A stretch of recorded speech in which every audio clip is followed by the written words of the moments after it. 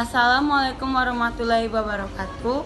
Perkenalkan, nama saya Gita Repina Melanda, NPM 1961201088.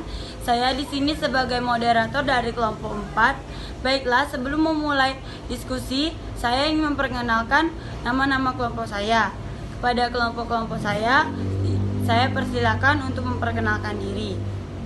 Assalamualaikum warahmatullahi wabarakatuh. Perkenalkan, nama saya Gevira Nur Fatima, NPM 1961201083. Saya dari kelas 3B Fakultas Ekonomi Prodi Manajemen. Saya dari kelompok 4 dan saya di sini bertugas sebagai penyaji. Assalamualaikum warahmatullahi wabarakatuh.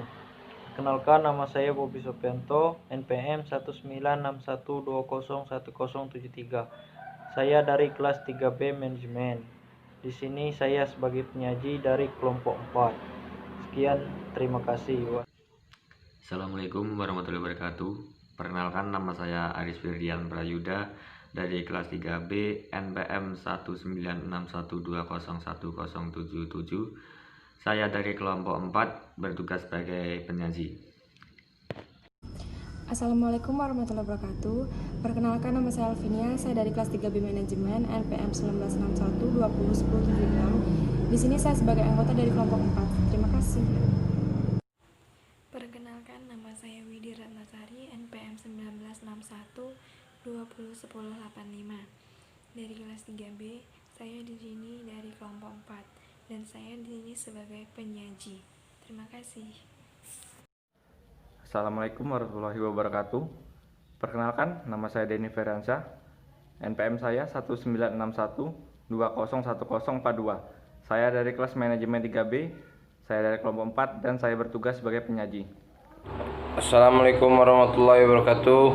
Perkenalkan, nama saya MPO Sanjaya Sardi dengan NPM 1961201075. Dari kelas 3B Manajemen, saya anggota dari kelompok 4. Di sini. Assalamualaikum warahmatullahi wabarakatuh. Perkenalkan, nama saya Kori Pronika. Saya dari kelas 3B Manajemen NPM 1961201079. Saya dari kelompok 4 sebagai anggota. Wassalamualaikum warahmatullahi wabarakatuh. Assalamualaikum warahmatullahi wabarakatuh. Perkenalkan, nama saya Tria Esti Kurnia dari kelas manajemen 3B NPM 1961201080. Di sini saya dari kelompok 4 sebagai penyaji. Assalamualaikum warahmatullahi wabarakatuh. Perkenalkan, nama saya Rahmatullah Komaini, NPM 1961201078, kelas 3B Manajemen dari kelompok 4 sebagai anggota. Baiklah, kami akan menyajikan materi dari kelompok kami. Dan penyajian pertama akan disampaikan oleh Gevira. Kepada Gevira, saya persilakan. Oke, materi dari kelompok 4 itu berjudul rekrutmen dan seleksi. Di sini, saya sebagai penyaji pertama akan menjelaskan pengertian dari rekrutmen. Banyak para ahli yang menyatakan tentang rekrutmen, tetapi di sini saya akan menjelaskan menurut pendapat Singo di Medjo 2000. Menurut Singo di Medjo 2000, pengertian rekrutmen itu adalah suatu proses mencari, mengadakan, menemukan, dan menarik para pelamar untuk dipekerjakan dalam suatu organisasi. Itu menurut Singo di Medjo 2000.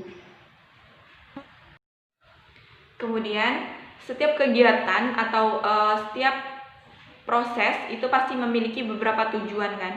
Nah, di sini tujuan rekrutmen itu juga ada 4 tujuan rekrutmen, yaitu yang pertama ada memperoleh sumber tenaga kerja yang potensial, yang kedua ada memperoleh sejumlah pelamar yang memenuhi kualifikasi, yang ketiga adalah menentukan kriteria minimal untuk calon pelamar, dan yang keempat adalah untuk kebutuhan seleksi. Itu adalah tujuan dari rekrutmen. Oke, setelah kita bahas tujuan dari rekrutmen, sekarang kita akan membahas tentang kendala-kendala yang ada dalam perekrutan. Jadi ada beberapa kendala dalam perekrutan. 1, ada kebijaksanaan organisasional. Nah, dalam kebijaksanaan organisasional ini dibagi ada 4 aspek. Yang pertama ada kebijaksanaan promosi, yang kedua ada kebijaksanaan kompensasi, yang ketiga ada kebijaksanaan status karyawan, dan yang keempat adalah kebijaksanaan penerima tenaga kerja lokal.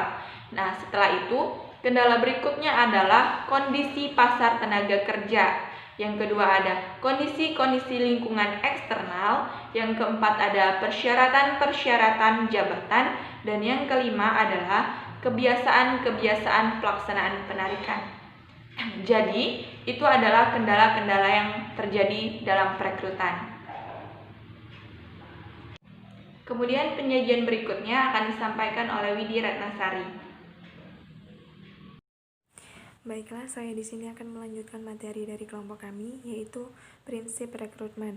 Yang pertama, mutu karyawan yang akan direkrut harus sesuai dengan kebutuhan yang diperlukan untuk mendapatkan mutu yang sesuai. Untuk itu perlu dilakukan yang pertama, analisis pekerjaan, yang kedua, deskripsi pekerjaan, yang kedua, jumlah karyawan yang diperlukan harus sesuai dengan job yang tersedia.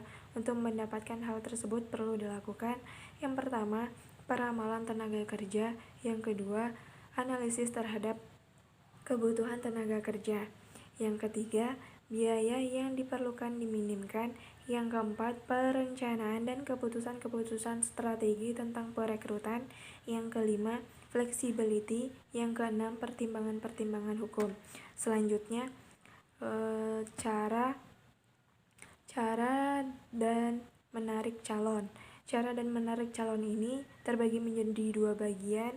Yang pertama, mencari dari dalam. Nah, mencari dari dalam ini terbagi menjadi tiga.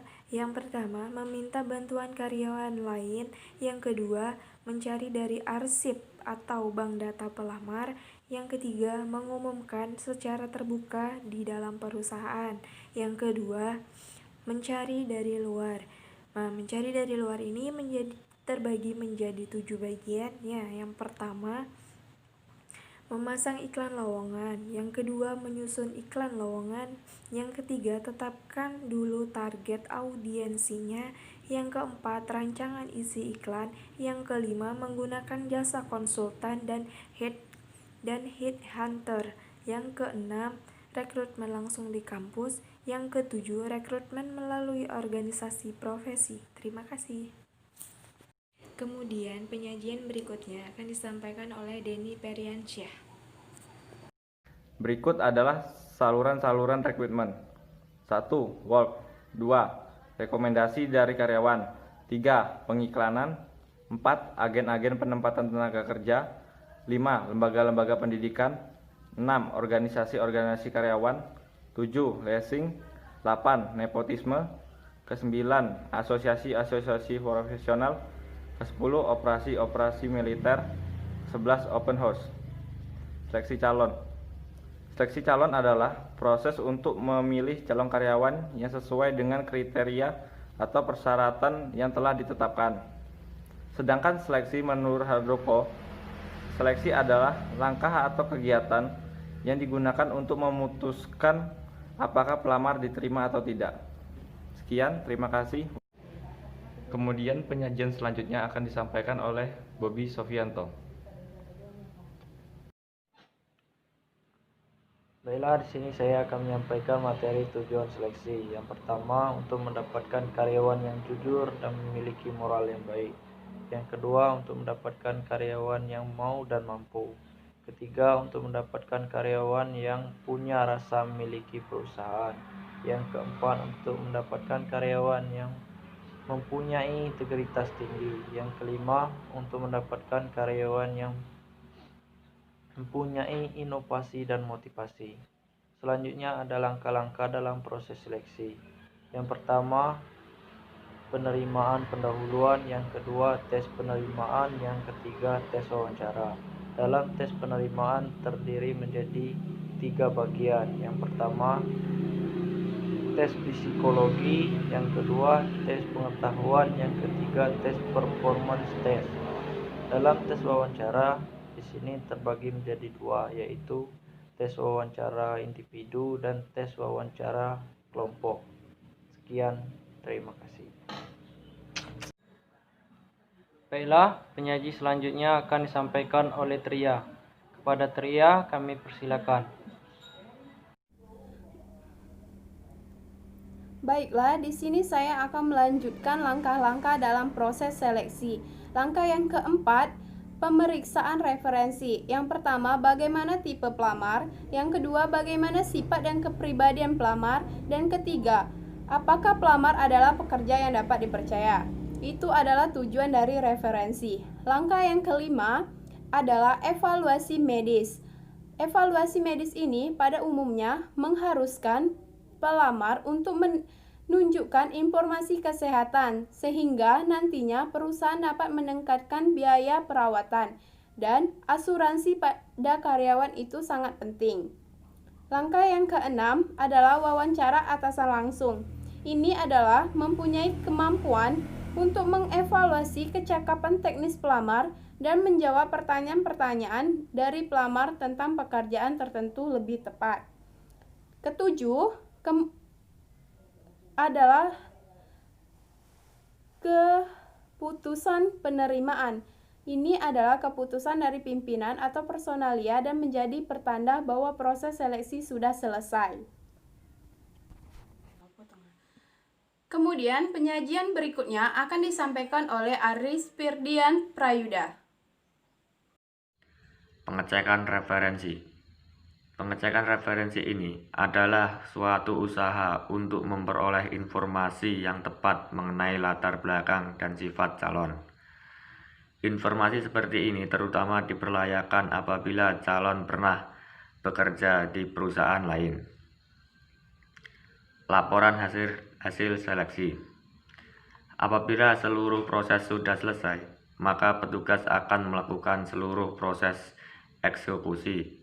Harus membuat laporan untuk diajukan kepada pimpinan unit yang membutuhkan dan kepada atasannya. Kesimpulan dari materi ini akan dibacakan oleh Rahmat Komeri. Baiklah, di sini saya akan membacakan kesimpulan dari kelompok 4 tentang rekrutmen dan seleksi. Jadi kesimpulannya adalah rekrutmen merupakan proses mencari, menemukan, dan menarik para pelamar untuk mempekerjakan dalam suatu organisasi. Proses ini dimulai ketika para pelamar dicari dan berakhir ketika lamaran-lamaran mereka diserahkan. Hasilnya merupakan sekumpulan pelamar calon karyawan baru untuk diseleksi dan dipilih. Tujuan dari tahap seleksi ini adalah mencari calon yang dianggap paling tepat untuk mengisi sebuah jabatan. Baiklah, itulah penyajian materi dari kelompok kami. Apabila ada yang ingin ditanyakan, boleh kepada kelompok 5. Kami persilakan untuk bertanya kepada kelompok kami. Assalamualaikum warahmatullahi wabarakatuh. Saya Gilang Ratnasari dari kelompok 5 ingin bertanya kepada kelompok Anda. Pertanyaannya adalah, tantangan apa saja yang ada di dalam rekrutmen? Sekian dan terima kasih. Wassalamualaikum warahmatullahi wabarakatuh. Assalamualaikum warahmatullahi wabarakatuh. Perkenalkan, nama saya Anggi Josetio Prayoga, NPM 1961 20 1105. Saya dari kelompok 5. Di sini saya ingin bertanya kepada kelompok 4. Tolong jelaskan secara rinci mengapa seleksi pegawai di suatu perusahaan atau organisasi itu sangat penting. Mengapa demikian? Tolong jelaskan. Terima kasih. Itulah pertanyaan dari saya. Assalamualaikum warahmatullahi wabarakatuh. Assalamualaikum warahmatullahi wabarakatuh. Perkenalkan, nama saya Dila Putri Syafira dari kelompok 5 NPM 1961201092. Saya ingin bertanya kepada kelompok 4. Yang ingin saya tanyakan, jelaskan tahap-tahap proses seleksi. Itu saja yang ingin saya tanyakan. Terima kasih. Baiklah, terima kasih kepada kelompok 5 yang sudah bertanya kepada kelompok kami. Kelompok kami akan menjawab dari pertanyaan-pertanyaan yang ditanyakan oleh kelompok 5. Baiklah, pertanyaan pertama akan dijawab oleh Pio. Kepada Pio, saya persilakan. Assalamualaikum warahmatullahi wabarakatuh. Perkenalkan, nama saya MPO Sanjaya Sardi dengan NPM 1961201075 dari kelas 3B Manajemen. Saya anggota dari kelompok 4. Di sini saya akan menjawab pertanyaan dari kelompok 5 yang bertanya kepada kelompok kami. Pertanyaannya, tantangan apa saja yang ada dalam rekrutmen?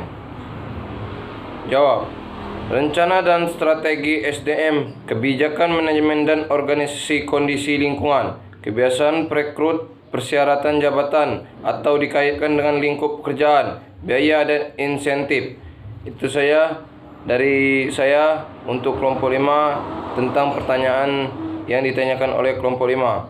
Kalau ada yang kurang atau yang salah, saya mohon maaf. Wassalamualaikum warahmatullahi wabarakatuh.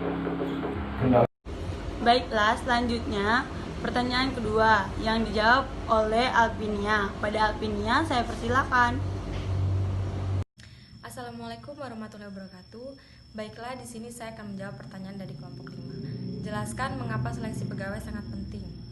Karena untuk mendapatkan calon karyawan sebanyak mungkin, sehingga memungkinkan pihak manajemen untuk menyeleksi calon sesuai dengan kualifikasi yang dibutuhkan oleh perusahaan. Semakin banyak calon seleksi yang berhasil dikumpulkan, maka semakin baik karena kemungkinan untuk mendapatkan calon terbaik dan hasil yang didapat akan menentukan kandidat yang mana yang paling layak untuk mengisi jabatan tertentu yang tersedia di perusahaan. Baiklah, itu saja yang bisa saya sampaikan. Assalamualaikum warahmatullahi wabarakatuh. Terima kasih. Pertanyaan terakhir akan dijawab oleh Kori. Pada Kori, saya persilakan untuk menjawab pertanyaan dari kelompok 5. Baiklah teman-teman, di sini saya akan menjawab pertanyaan dari kelompok 5. Jelaskan tahap-tahap proses seleksi. Yang pertama, menguji dan meninjau beberapa contoh pekerjaan dalam proses kedua. Pengujian dilakukan oleh perusahaan kepada calon tenaga kerja untuk melihat apakah calon tenaga kerja betul-betul bisa bekerja sesuai dengan posisi yang dibutuhkan oleh perusahaan. Pengujian bisa saja diuji coba dengan cara mengerjakan suatu masalah atau kasus, apakah dapat dicari solusi atau jalan keluarnya dari masalah atau kasus tersebut. Kedua, mewawancara kandidat. Tujuan dari mewawancara kandidat terhadap kandidat adalah mengetahui potensi atau kemampuan tenaga kerja sesuai bidang atau posisi pekerjaan yang dibutuhkan oleh perusahaan. Maka, proses pemilih tenaga kerja dilakukan oleh perusahaan. Itulah jawaban yang dapat saya sampaikan. Jika ada kekurangan, saya mohon maaf. Wassalamualaikum warahmatullahi wabarakatuh. Itulah jawaban yang dapat kami sampaikan. Kepada kelompok 5, apabila ada kekurangan, kami minta maaf. Apabila ada kekeliruan, kami juga minta maaf. Sekian, itulah hasil dari kelompok kami. Dan apabila ada salah, saya mohon maaf. Kepada Allah saya mohon ampun. Wassalamualaikum warahmatullahi wabarakatuh.